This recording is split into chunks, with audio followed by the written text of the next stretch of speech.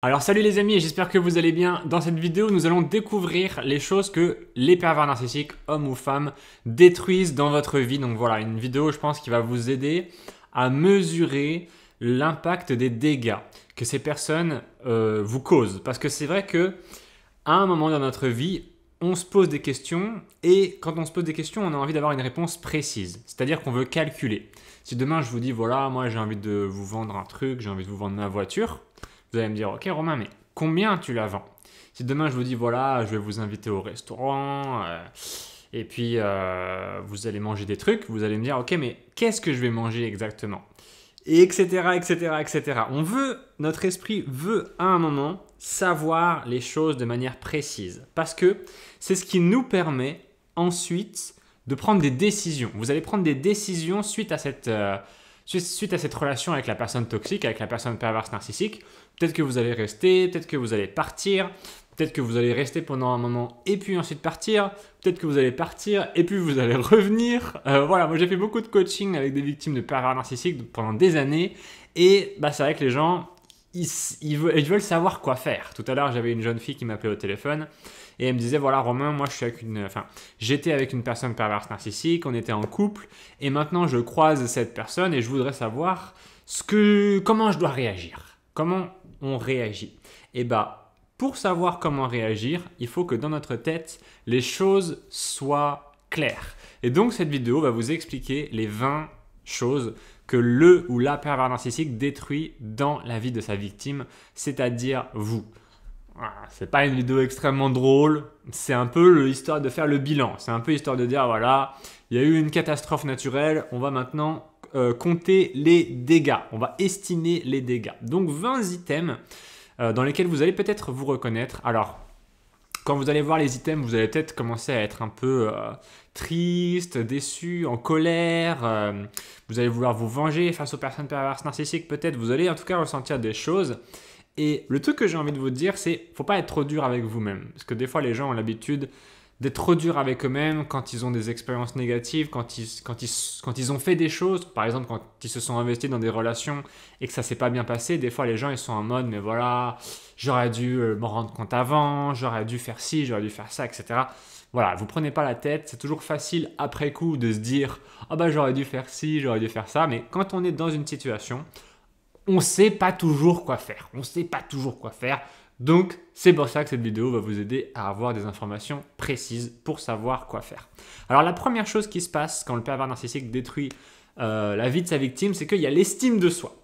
La victime perd confiance en elle à cause des critiques constantes et du dénigrement. Donc, grosso modo, au quotidien, vous allez avancer et faire des actions, prendre des décisions en fonction notamment de la confiance que vous vous attribuez. Par exemple, voilà, j'en sais rien, vous voulez postuler dans un emploi, vous voulez trouver un nouveau boulot, et vous allez avoir le choix entre différents emplois, différents postes, différentes entreprises. Et puis si vous avez une bonne estime de vous, vous allez vous dire, voilà, moi je mérite un bon poste dans une bonne entreprise, avec un bon salaire, etc. Des bonnes conditions. Si vous n'avez pas confiance en vous, vous allez vous dire, je veux prendre ce qu'il y a. Et puis je vais pas demander un super salaire. Et puis si on m'exploite, c'est pas grave parce que voilà, c'est comme ça. Moi je suis pas très bien, donc je mérite des trucs pas très bien. Donc ça c'est un peu subjectif. C'est-à-dire que il y a des gens, ils vont être des personnes qui sont efficaces dans la vie et pourtant ils vont pas avoir confiance en eux. Et vice versa, des fois il va y avoir des gens qui sont un peu pas très efficaces et pourtant ils ont beaucoup confiance en eux. Donc cet élément-là, il est important de bien le jauger en fait et de le mettre à sa juste valeur. Cette confiance en vous, il va falloir la mettre à votre juste valeur parce que sinon, vous allez ou rater des opportunités ou bien vous allez vous prendre des murs parce que vous allez avoir trop confiance en vous et la réalité va venir vous mettre une petite claque. Donc l'estime de soi quand elle est attaquée sans arrêt par une personne perverse narcissique, elle diminue. Donc qu'est-ce qui va se passer avec le temps? Vous allez être avec une personne toxique et vous allez vous en rendre compte au bout d'un moment. Vous êtes en train de regarder là maintenant tout de suite une vidéo sur des pervers narcissiques. C'est pas pour rien, c'est qu'il y a des raisons derrière. C'est parce que vous vous posez des questions, c'est parce que peut-être vous vous dites vous êtes avec quelqu'un de toxique. Donc ça, comment est-ce que je pourrais dire? c'est un piège que les pervers narcissiques vous tendent quand ils détruisent votre confiance en vous parce que qu'est-ce qui va se passer au bout d'un moment? Vous allez vous dire, ok, je suis dans une relation toxique, mais en même temps, apparemment, je suis une personne qui est un peu nulle, quoi.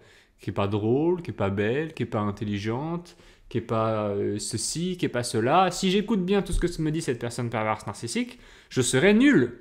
Donc c'est peut-être que je mérite d'être dans une relation toxique. Et à partir du moment où vous faites ça, la boucle est bouclée et vous restez dedans. Donc, évidemment, moi j'aime bien un petit peu l'espoir. J'ai envie de vous dire quand même que, voilà, la personne perverse narcissique, elle vous a choisi à la base, peut-être pas si c'est un de vos parents ou si c'est quelqu'un de votre famille, mais la personne perverse narcissique, généralement, elle va vous attaquer, elle va dire des choses méchantes, mais c'est pas pour autant que c'est vrai. Ok, moi j'ai quand même envie d'injecter un petit peu d'espoir dans cette vidéo en vous disant que les gens que j'ai eu en coaching jusqu'ici, j'en ai eu beaucoup et ils n'étaient pas nuls. Ok, vous n'êtes pas nuls. Moi, l'audience que j'ai qui regarde mes vidéos, je la connais. Ça fait des années que je fais ça. Je les ai rencontrés, je fais des rencontres physiquement avec mes abonnés. Je suis allé les voir, j'ai discuté avec eux. Certains, ça fait des années que je les connais. Et effectivement, une toute petite minorité sont pas forcément géniaux, mais la majorité sont bien. Et moi, je vais partir du principe que vous êtes dans la majorité et que vous êtes bien. Donc, n'écoutez pas ce que les pervers narcissiques disent. Moi, je vais vous dire que vous avez de la valeur et que vous allez vous en sortir et que vous méritez de vous en sortir et que vous méritez mieux que la personne perverse narcissique. J'en suis persuadé. Parce que ce qui se passe, c'est que des fois, les gens, ils n'ont pas assez confiance en eux. C'est ce que je vois un peu dans mes coachings. Des fois, les gens, ils n'ont pas assez confiance en eux et il faut oser. Vous avez le droit d'oser, vous avez le droit de demander plus, vous avez le droit de dire non aux gens qui vous exploitent. Vous avez le droit simplement à un moment dans votre vie de vous dire voilà. Et d'ailleurs, vous le savez généralement que vous avez de la valeur. Au fond de vous, vous le savez. Mais là, vous avez le droit de vous le dire clairement et de vous mettre dans une position où à partir de maintenant, vous allez un petit peu augmenter vos standards. Vous allez arrêter de dire oui à des choses vraiment où on se fout de vous. Clairement, vous voyez très bien le genre de choses dont je parle. Quand les gens essaient de vous exploiter, vous le savez un petit peu au fond de vous, mais si vous n'avez pas confiance en vous, vous laissez faire. Okay, vous vous laissez faire parce que vous vous dites vous êtes un petit peu en hésitation comme ça. Vous êtes un petit peu en mode ouais, mais est-ce que je me laisse faire ou pas? Je vais me laisser faire, comme ça, moi, je serai tranquille, comme ça, j'aurai la paix. Sachez que vous pouvez négocier avec les gens, que ce soit les pervers narcissiques ou pas. Vous pouvez négocier avec les gens et vous allez vous rendre compte que si les gens savent que vous avez de la valeur, ils vous donneront plus si vous demandez plus. Mais il faut faire l'effort de demander plus et il faut avoir confiance en vous. Il faut faire ce petit, on appelle ça un leap of faith en anglais. Il faut faire ce petit pas en se disant à partir de maintenant, moi, je veux plus. Moi, je veux plus, je veux qu'on me respecte plus, je veux qu'on me donne plus, je veux qu'on me considère plus, je veux qu'on m'aime plus. Pourquoi? Parce que je pense sincèrement le mériter. Je pense sincèrement avoir de la valeur. Et puis, s'il y a des gens qui essayent de m'exploiter, eh ben, je vais simplement dire non. Le deuxième élément qui va nous intéresser, la deuxième chose que les pervers narcissiques détruisent dans la vie de leurs victimes, c'est la santé mentale, évidemment. Bien sûr, le stress, l'anxiété, la dépression, voire des troubles de post-traumatiques se développent souvent. Donc, qu'est-ce que ça veut dire tous ces mots? Grosso modo, ça veut dire que vous n'êtes pas bien. Bon, vous allez vous dire, ce coach-là, il est un peu simpliste, ok? Ça veut dire que je ne suis pas bien, mais quoi concrètement? Quand vous êtes dans une relation toxique, ce qui va souvent arriver, c'est que vous allez être déprimé et vous allez être anxieux ou anxieuse. C'est-à-dire que vous allez plus être déprimé, c'est souvent on n'est plus motivé à faire des choses, on n'est plus motivé à rien, on n'a plus le goût à la vie, on n'a plus d'objectifs, on n'a plus trop de sens dans notre vie et on est en mode tout est difficile, tout est difficile. Et anxieux, c'est on tourne en boucle dans notre tête, on s'imagine tout un tas de scénarios, on est sans arrêt sur le qui-vive, on dort pas bien, on a peur de se faire arnaquer, on a peur qu'il nous arrive des problèmes, on a peur d'avoir des maladies, on a peur de tout. En fait, notre cerveau est en mode urgence sans arrêt et il va imaginer des problèmes qui ne sont pas là encore pour l'instant mais qui pourraient arriver. qu'est-ce qui se passe si je tombe malade? Qu'est-ce qui se passe si mes enfants ils meurent? Qu'est-ce qui se passe si je perds mon boulot? Qu'est-ce qui se passe si j'ai plus d'argent? Qu'est-ce qui se passe si ça, machin? C'est une petite partie du cerveau qui s'appelle l'amygdale et en fait qui est un peu, comment dire, l'alarme à incendie. Ok, l'alarme à incendie, et vous savez, quand il y a une alarme à incendie dans un bâtiment et qu'elle se déclenche, les gens, voilà, ils se sortent du bâtiment parce qu'ils se disent bah, c'est peut-être qu'il y a le feu. Le problème, c'est que vous, votre alarme à incendie, elle est déclenchée et il n'y a pas de feu. Ok, et elle est là tout le temps, et vous n'arrivez pas à profiter de l'instant présent, vous n'arrivez pas à vous reposer, vous n'arrivez pas à réfléchir. Parce que quand on est anxieux, on ne peut pas réfléchir tranquillement, on ne peut pas prendre des bonnes décisions. On est dans un état d'esprit qui ne nous permet pas de prendre des décisions, puisque les bonnes décisions, on dit qu'on les prend justement à tête reposée. Donc ce qui va vous arriver, c'est quoi concrètement? C'est que quand vous êtes dans une relation toxique, votre mental, il est attaqué. Vous êtes stimulé sans arrêt par une personne toxique qui va générer des émotions négatives chez vous. Ça ne va pas rester. Une fois que vous allez vous éloigner de la personne toxique, ça va partir. Mais c'est vraiment quelque chose de très embêtant parce que des fois, les gens ont l'impression qu'ils sont obligés de rester avec des personnes toxiques. Il y a une expérience intéressante qui a été faite il y a déjà longtemps par, je ne sais pas si c'était un psychologue ou en tout cas un scientifique, qui avait mis des chiens dans une espèce de cage, et puis je crois qu'il les avait électrocutés ou un truc comme ça. Vous allez me dire, bon, c'est pas le scientifique le plus gentil du monde, je crois que là-dessus on est d'accord, mais il voulait absolument prouver un point. Il voulait prouver que quand on mettait des chiens dans une cage et qu'on les électrocutait de manière répétée, au bout d'un moment, même quand on ouvrait la cage, ils n'osaient plus sortir en fait, parce qu'ils avaient été traumatisés. C'est sûrement que la cage était électrifiée, et donc dès que le chien essayait de sortir, en mettant par exemple son museau contre la cage, il se faisait électrocuter ou un truc comme ça. C'était une expérience en tout cas qui a été mise en œuvre pour démontrer ce qu'on appelle l'impuissance acquise. C'est-à-dire que quand un être vivant se heurte sans arrêt à un espèce de mur symbolique, une difficulté, au bout d'un moment, il va arrêter d'essayer de franchir cet obstacle. Et au bout d'un moment, même si on enlève l'obstacle, l'être humain ou l'être vivant est toujours dans cette même mentalité, la mentalité d'impuissance acquise. Donc vous, qu'est-ce qui va se passer au bout d'un moment? Vous allez peut-être au bout d'un moment vous dire que maintenant, c'est votre identité qui est comme ça. Vous êtes une personne triste, vous êtes une personne anxieuse, vous êtes une personne qui ne va pas bien. Et même si la personne perverse narcissique, elle n'est plus là, vous allez rester dans cet état-là. Vous allez vous dire, ah, c'est moi, je ne pourrai jamais aller mieux, ça ne pourra jamais s'améliorer, etc. Ça m'est arrivé assez souvent d'avoir des personnes en coaching qui n'étaient plus avec la personne, qui n'étaient plus en contact avec la personne perverse narcissique depuis longtemps, mais qui étaient encore bloquées dans cette mentalité, dans la mentalité « Ah, si cette personne revient, ah, si cette personne a une belle vie, alors ce sera injuste. » Et puis en fait, ils étaient là, ils regardaient toujours sur les réseaux sociaux, ah, qu'est-ce qu'elle devient cette personne, etc. Et ils restaient bloqués dans la relation, alors que la relation n'existait plus, pour différentes raisons. Ou parce qu'ils voulaient parfois récupérer la personne, ou parce qu'ils étaient encore en colère contre la personne, ou parce qu'ils avaient peur que la personne revienne. Il y avait différentes raisons, mais voilà, ils étaient bloqués dans un état mental de souffrance et ils n'arrivaient pas à en sortir. Le 13e élément, le 3e déjà, ce sera pas mal, c'est la santé physique. Voilà, bon.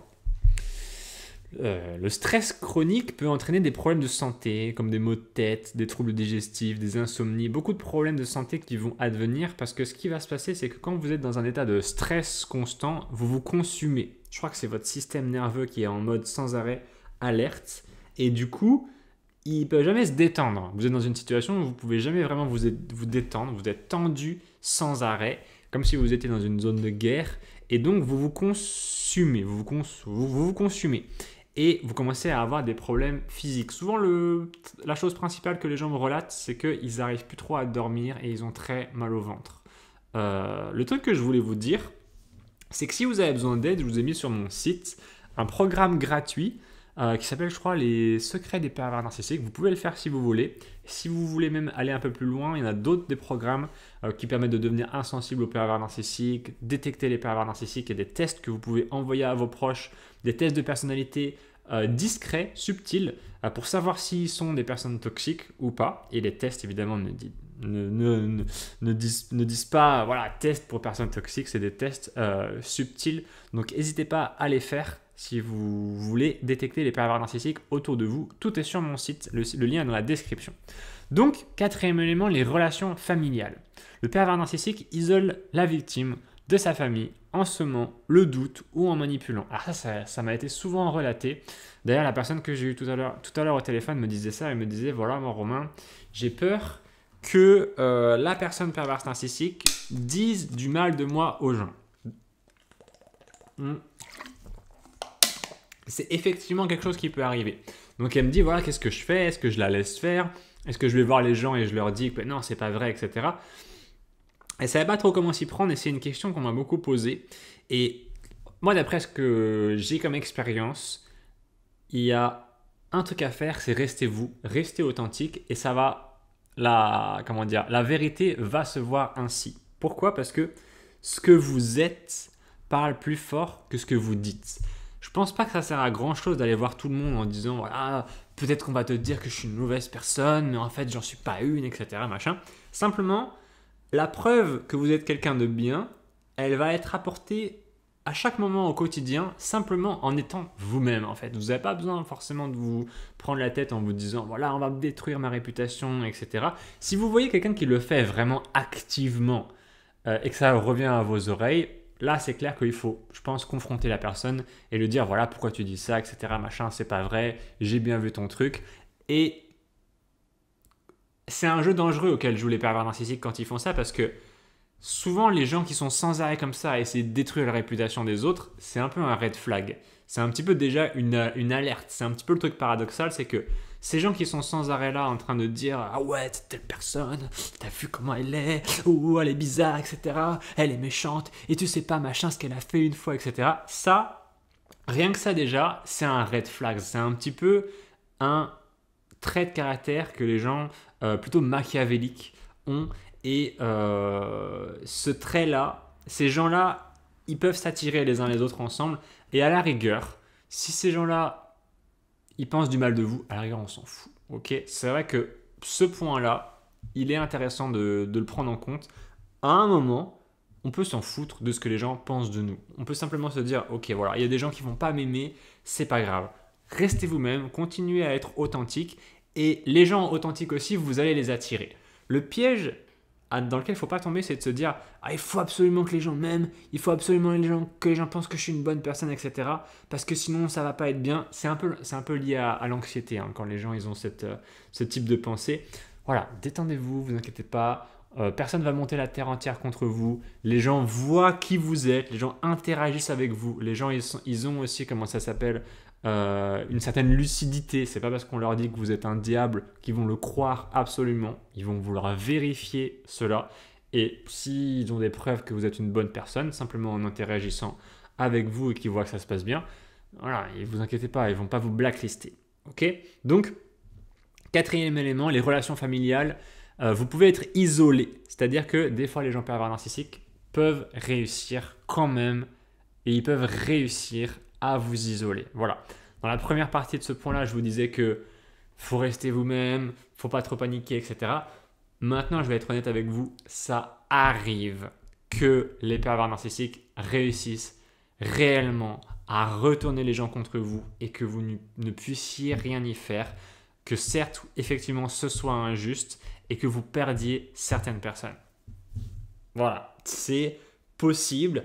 J'ai pas de baguette magique, personne n'en a. C'est des choses qui peuvent arriver dans la vie et c'est extrêmement dommage, je suis d'accord. Cinquième élément, les amitiés. Les amis sont éloignés à cause de la jalousie ou des manipulations du pervers narcissique. Ça, c'est souvent quelque chose qui va arriver parce que la personne perverse narcissique, ce qu'elle veut, c'est de l'attention. Elle veut que vous lui donniez beaucoup d'attention et donc, pour ce faire, elle va éliminer les concurrents. Parce que c'est un petit peu comme dans une famille, vous savez, quand il y a des petits-enfants, là, ils veulent tous votre attention. Je ne sais pas si ça vous fait ça aussi. Moi, quand je vois des petits-enfants, ils sont tous là en mode « Romain, regarde mon truc, regarde. » Et puis il y a un autre qui est là en mode « Regarde. » Si vous êtes une personne qui a naturellement tendance à donner de l'attention et de l'écoute aux gens, vous allez voir que les gens vont ensuite se battre pour votre attention. Donc dans les amitiés, bah, vos amis, ils vont prendre votre attention. Tous les gens vont prendre votre attention. On pourrait même étendre ce point numéro 5 à tous les gens avec qui vous avez des relations sont potentiellement des gens qui vont prendre votre attention, et cette attention aurait pu être donnée à la personne perverse narcissique. La personne perverse narcissique est très immature, elle veut beaucoup d'attention, elle ne fait pas forcément d'efforts pour la mériter, elle n'est pas forcément intéressante non plus, mais voilà, elle en veut, et quand elle n'en a pas, elle fait du cacaboudin, et quand devant elle, quelqu'un d'autre obtient votre attention, elle est jalouse et elle cherche à éloigner ces gens-là. Donc, c'est comme ça, c'est ce que vous voulez que je vous dise, ça va être à vous de résister, ça va être à vous de ne pas jeter tous vos amis parce que la personne perverse narcissique vous fait des cacaboudins. 7e élément, les rêves et les projets. Le ou la pervers narcissique dévalorise les ambitions de la victime pour qu'elle ne poursuive pas ses objectifs. Alors là, non, big problème là. Big problème parce que, comment est-ce que je pourrais te dire celui-là, des fois j'essaie dans ma tête de chercher des exemples de ma propre vie quand j'ai vu ce type de choses. Les gens, en général, quand vous avez des trucs bien qui vous arrivent, ils sont contents pour vous. Mais il y en a, ils sont pas contents pour vous parce que ou eux-mêmes n'arrivent pas à faire leurs propres rêves et leurs propres projets. Du coup, quand ils voient quelqu'un y arriver, ça les énerve. Ou bien il y a des gens, ils sont très compétitifs et ils font leurs projets, ils font leurs rêves aussi, mais quand vous voulez faire les vôtres, ils prennent ça comme de la compétition. Et en fait, c'est des gens, ils veulent être les meilleurs, les best, et dès qu'ils voient quelqu'un qui brille aussi, ça les énerve. Donc, qu'est-ce que vous voulez que je vous dise sur ce point-là? Les rêves et les projets, ce sont ce que vous avez en vous. Et parfois, ils prennent des coups, ces rêves et ces projets. Ils ne sont pas forcément en acier trempé. Donc, des fois, ils sont mis de côté temporairement. Des fois, on n'arrive jamais à les faire. Le truc, c'est que quand même, les êtres humains, ils sont un peu faits pour ça. Ils sont faits pour construire. Ils sont faits pour réussir des choses. Ils sont faits pour grandir. Ils sont faits pour évoluer. Et quand on bloque tout ça, parfois même c'est vous, par abnégation, qui allez à un moment de votre vie vous dire, voilà, je vais arrêter de faire mes projets pour X ou Y raison.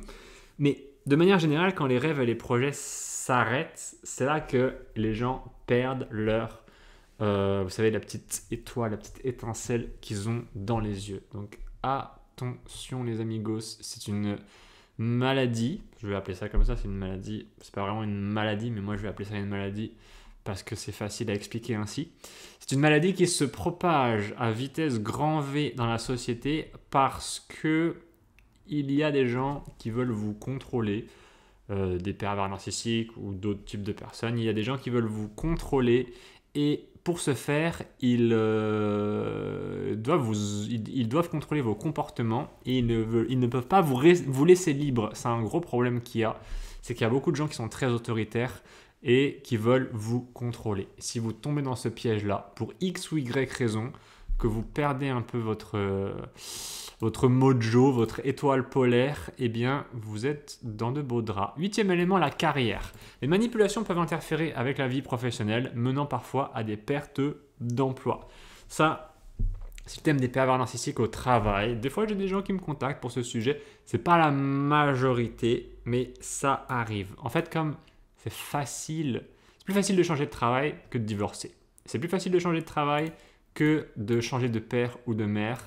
Donc, c'est vrai que c'est pas forcément quelque chose dont les gens me parlent souvent, mais quand ils m'en parlent, c'est dans des secteurs particuliers. Ok, il y a des secteurs apparemment qui sont quand même remplis de gens pas forcément jojo. Ça peut arriver, c'est ainsi. Les gens obsédés par le pouvoir, souvent, ne sont pas forcément les plus gentils. 9e élément, la liberté de penser. La victime doute constamment de son jugement à cause du gaslighting. Le gaslighting, c'est quand le ou la pervers narcissique vous fait... comment on pourrait dire exactement? J'ai toujours du mal à expliquer le gaslighting.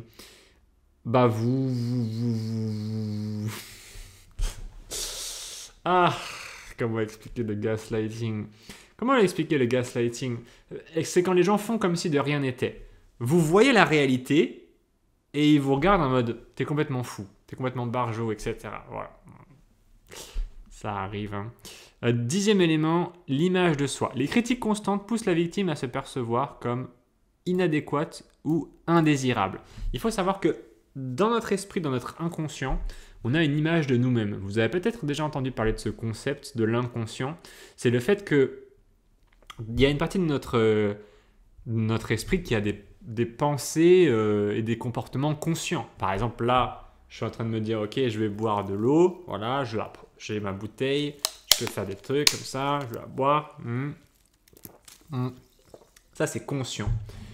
Il y a des trucs qui sont inconscients. Par exemple, là, maintenant tout de suite, je suis en train de faire ma vidéo et peut-être que dans un coin de ma tête, je suis en train de penser à l'heure qu'il est, à qu'est-ce que je vais manger tout à l'heure, etc. Je pense à ma journée, qu'est-ce qui s'est passé avant.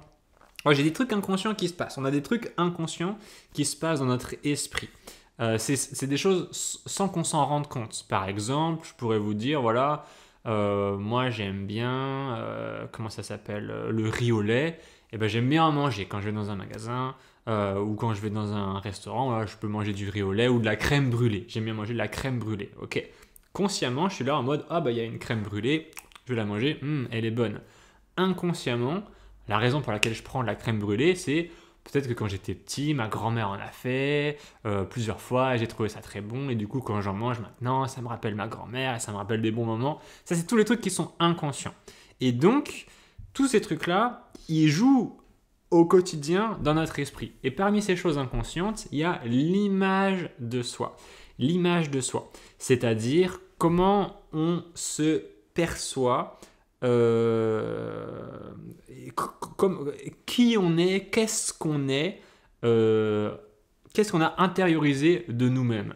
Donc ça va jouer sur différentes choses, ça va jouer sur comment on va s'habiller, comment on va parler, comment on va se tenir, avec quel type de personne on va vouloir s'associer, etc. Ça joue beaucoup parce que cette image inconsciente, en fait, elle va changer selon les personnes. Il y a des gens qui ont des mauvaises images d'eux-mêmes. Il y a des gens qui ont des bonnes images d'eux-mêmes. Par exemple, une personne qui n'aurait pas une bonne image d'elle-même, et ben, si on va l'insulter, par exemple, elle va accepter. Elle va dire, oui, c'est normal qu'on m'insulte. Je suis une personne qu'on peut insulter, qu'on a déjà insulté, et donc c'est normal qu'on m'insulte et qu'on m'insulte encore dans l'avenir. Puis il y a des personnes qui refusent ça. Je ne suis pas quelqu'un comme ça. Je ne suis pas quelqu'un qui fait ça. Et cette image inconsciente, elle peut évoluer quand même avec le temps. Elle évolue en fonction de nous, ce qu'on fait, et aussi de la façon dont nous perçoivent les autres. C'est modelé un petit peu avec les deux, en fonction de ce que nous on fait et de comment les autres ils nous perçoivent. Donc parfois, le challenge dans votre vie, c'est de changer cette image que vous avez de vous-même. Et ça peut arriver que certaines personnes, moi je l'ai fait notamment, pour pouvoir changer cette image, quand elle ne nous plaît plus, on va s'isoler du reste du monde. On va passer un certain temps seul à réfléchir sur soi, à faire une introspection pour ensuite pouvoir changer. Et des fois, on est coincé parce qu'il y a des gens qui viennent comme ça dans notre vie de manière répétée nous dire tu es ceci, tu es cela, tu es machin, tu es truc, tu n'arriveras jamais à faire ça, tu es trop ceci, tu es machin, tu es un menteur, tu es un voleur, tu es une voleuse, tu es, moche, tu es truc, tu es bidule. Imaginez quelqu'un, vous prenez une personne, vous prenez une jeune fille, elle est très bien, elle est jolie, elle est normale. Si elle a par exemple sa maman qui lui répète tous les jours « t'es moche, t'es moche, t'es moche, t'es moche, t'es moche, t'es moche, t'es moche, t'es moche », qu'est-ce qu'elle va faire? Elle va se dire « je suis moche, je suis moche ». Donc, quand elle va aller acheter des vêtements, elle va dire quoi? Moi je suis moche, il me faut des vêtements moches. Quand elle va aller se maquiller. Bon, je connais pas grand chose au truc de fille, hein, mais bon, voilà, vous avez du maquillage. Ok, c'est quoi mon maquillage, moi? Ah, ça va être un maquillage grossier, par exemple. Et cette image qu'on a de nous-mêmes, elle est très importante. Et une manière dont les gens arrivent à changer la manière dont ils se voient eux-mêmes, c'est à travers l'hypnose. Et c'est très intéressant de réussir, grâce aux techniques d'hypnose, à changer notre identité intériorisée. Moi, je l'ai fait pendant des années et je continue à le faire. Je change avec le temps mon identité en me visualisant différemment. Je ne saurais pas vous le dire de manière simple, juste dans cette vidéo, c'est assez long, mais grosso modo, si aujourd'hui vous avez une mauvaise image de vous-même, sachez que ça peut s'améliorer. Ok, je ne vais pas épiloguer plus que ça parce que sinon ça va faire quelque chose à rallonge, mais sachez que c'est possible, il ne faut pas perdre espoir. Moi, dans toutes mes vidéos, j'ai envie de vraiment vous donner une petite dose d'espoir quand même une grosse dose d'espoir si possible, parce que j'ai vu nombre j'ai vu surtout nombre de situations s'améliorer chez les gens que j'ai eu en coaching et puis chez d'autres personnes que j'ai pu observer à travers le temps.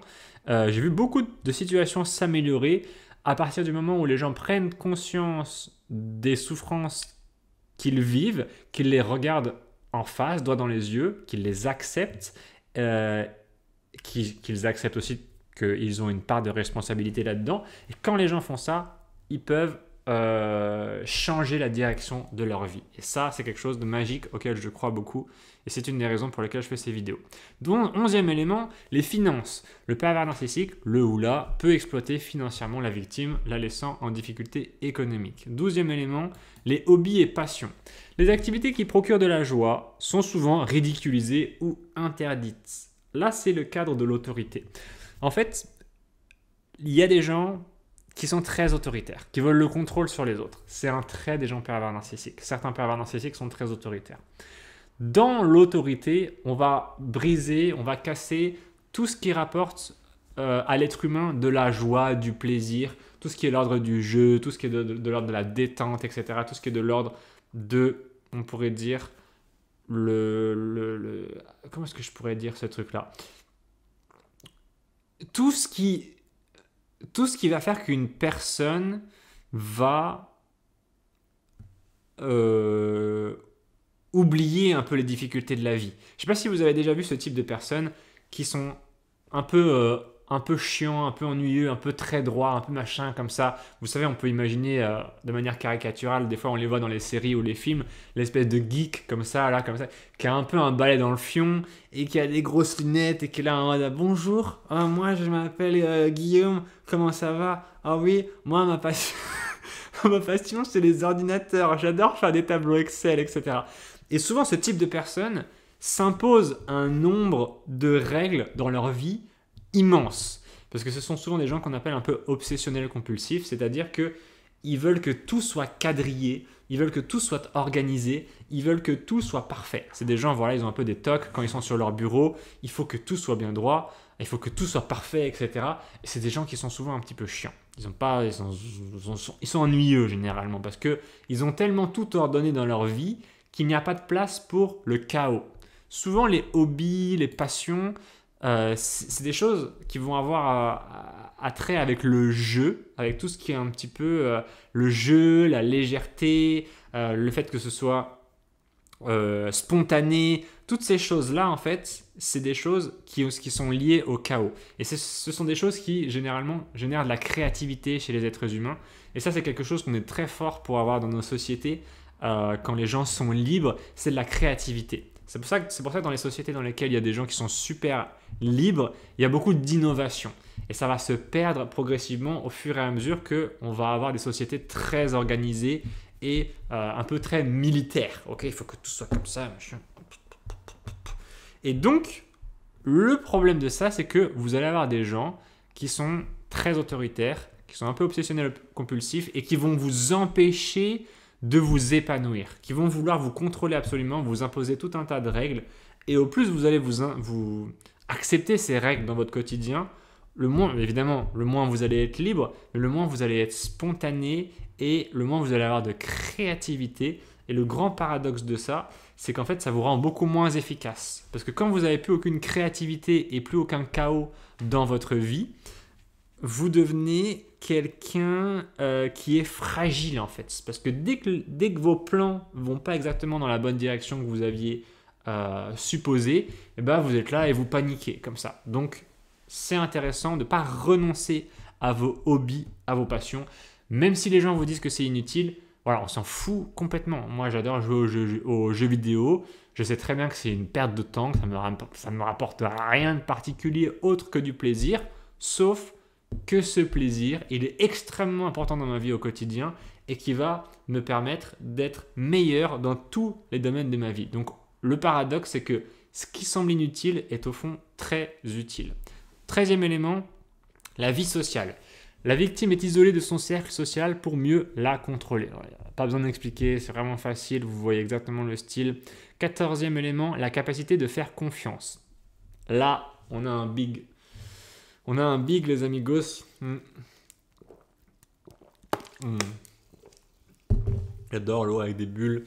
En fait, la capacité de faire confiance, c'est tout ce que vous avez. C'est tout ce que vous avez. Parce que un être humain, au fur et à mesure de sa vie, ce qu'il va faire, c'est que il va miser. Un petit peu comme dans une partie de poker. Vous savez, quand on joue au poker, on a différentes mains et sur une table, il y a différentes cartes. Voilà. On pourrait dire que les cartes qui sont sur la table représentent ce qui est hors de notre contrôle. Et dans nos mains, bon, c'est pas vraiment dans notre contrôle, mais en tout cas, comment est-ce que je pourrais dire? C'est nous. Ça représente un petit peu nous. Et les cartes qui sont sur la table, ça représente un petit peu, on va dire, le reste du monde. Bon, je vous fais vraiment quelque chose de grossier quand je vous explique comme ça. Mais grosso modo, il y a vous et il y a les autres sur cette planète. Il y a vous et il y a les autres. Il va falloir être capable de vous faire confiance dans la juste mesure, selon les situations. Et il va falloir être capable de faire confiance ou non aux gens autour de vous en fonction des situations et en fonction des personnes. C'est-à-dire qu'il y a des gens, il ne faut pas leur faire confiance, et il y a des gens, on peut leur faire confiance. Ça va dépendre des situations, c'est comme tout, et le jeu de la vie, c'est de réussir à se dire, ok, dans tel domaine, je peux me faire confiance, dans tel domaine, je ne peux pas me faire confiance, ou je peux un petit peu, moyennement, un petit peu plus, un petit peu moins, pareil pour les autres. Et quand vous arrivez à mettre les justes mises en calculant bien, c'est là que vous gagnez. Une partie de poker, c'est ça. C'est on mise et il faut miser juste. C'est-à-dire que si vous misez pas au bon moment et que vous misez pas les bonnes sommes, justement, que vous mettez trop là où il faut pas et que vous mettez trop peu là où il faut, bah vous ratez tout. Ok, et vous perdez tous vos jetons et c'est terminé et vous sortez de la partie. Donc, il faut être capable de miser. Et on mise avec la confiance. Donc tout le jeu, c'est de réussir à, grâce à la psychologie, à lire les gens autour de vous pour savoir si vous pouvez ou pas leur faire confiance. Et aussi, bien sûr, il faut observer les gens qui sont autour de vous pour, au fur et à mesure de votre vie, acquérir des informations sur ces personnes qui sont autour de vous. Et ces informations vont vous permettre de savoir si vous pouvez ou non leur faire confiance. Et c'est pareil sur vous. Au fur et à mesure de votre expérience, de votre vie, vous allez savoir si vous pouvez vous faire confiance ou non dans tel domaine. Par exemple, moi je sais que en natation, je suis assez fort. Même si on me balance, je pense, dans la mer ou dans une rivière ou un truc comme ça et que je suis loin du bord, il n'y a pas de souci, je pourrais revenir. Par exemple, sinon un truc où je suis pas très fort, ce serait quoi?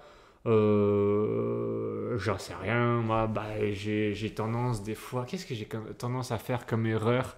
Je suis un peu impulsif des fois. Par exemple, je peux être un petit peu impulsif avec mes finances. Donc, j'ai fait des trucs exprès pour mettre de l'argent de côté ou acheter des biens de collection pour pas que je puisse les dépenser comme ça tout mon argent d'un coup. J'ai fait des trucs exprès parce que je sais que je suis impulsif et que je ne peux pas me faire 100% confiance sur certains sujets, notamment l'argent. Donc, j'ai créé des choses exprès pour pallier à ça.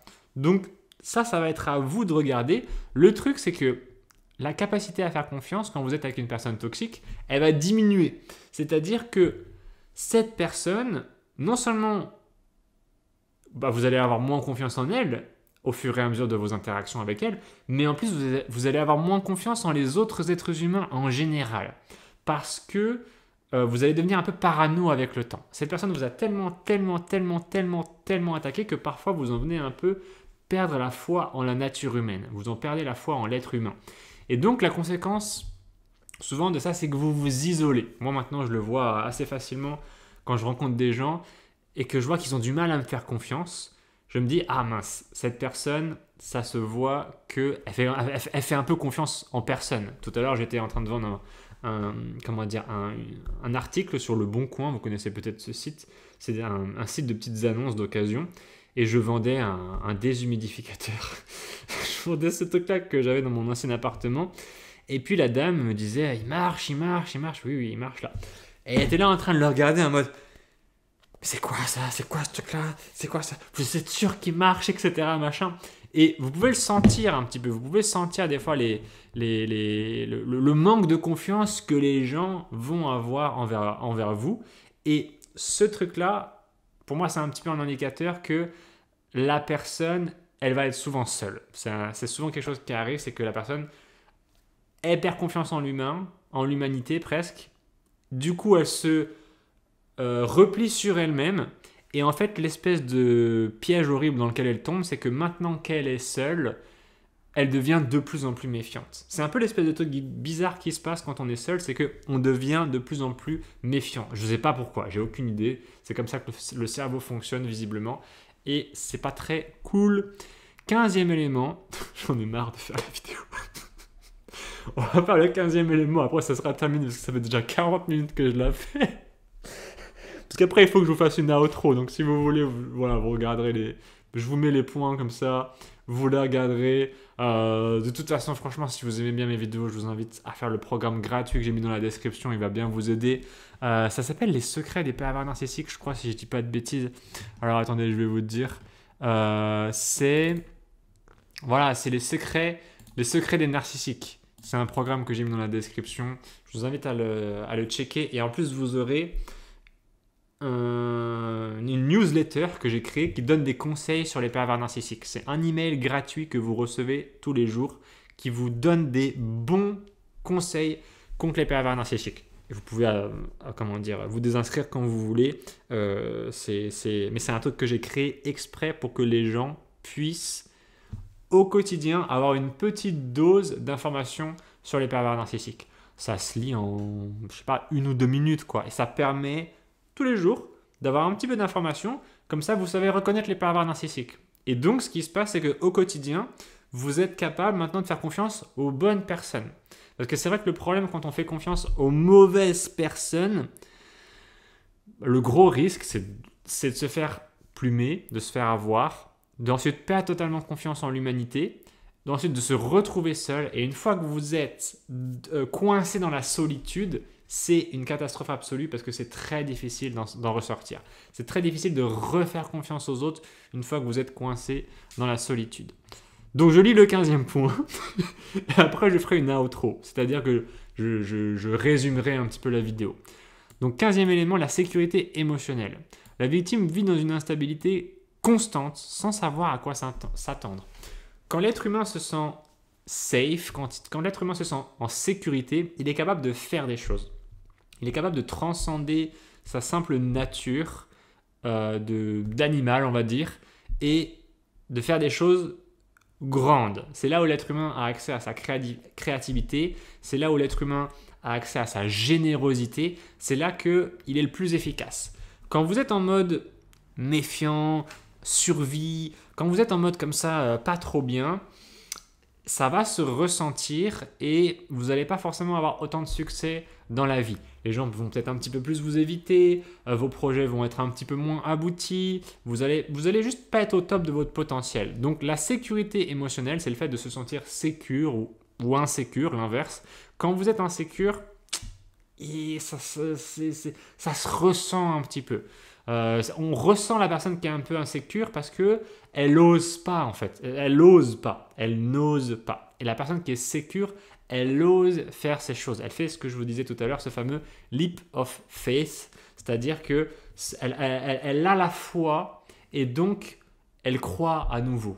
Elle croit à nouveau que les choses sont possibles et ça c'est une énergie qui va être très intéressante quand vous allez la voir. Elle va se faire ressentir par les gens autour de vous et vous allez attirer les gens et vous allez attirer le succès. C'est un truc que je trouve très intéressant parce que c'est vrai que des fois, on voit des gens qui ont beaucoup de potentiel, mais ils sont un peu insécures et du coup, ils n'osent pas. Ils n'osent pas parce que s'ils osent et qu'ils sont dans l'échec, S'ils sont insécures, ça va leur faire trop mal. Que la personne sécure, quand elle ose et qu'il y a un échec, bah c'est pas grave. Elle est sécure, elle sait que elle est aimée par elle, par les autres et que elle va survivre à ça. Donc, sécurité émotionnelle, c'est très important. Quand vous n'osez plus, justement, c'est là où la personne perverse narcissique, elle a réussi vraiment à vous mettre dans un piège parce que du coup, oserez-vous la quitter? Oserez-vous la quitter? Allez, je vous avais dit que je faisais une outro pour la vidéo. Ce que je pourrais vous dire sur cette vidéo, c'est que il y a beaucoup de choses qui sont détruites par les pervers narcissiques en vous, dans votre vie. Ça n'est pas forcément agréable de faire ce constat, mais il n'y a que en regardant les choses en face qu'on peut vraiment se dire, ok, ça a été détruit, comment je le reconstruis?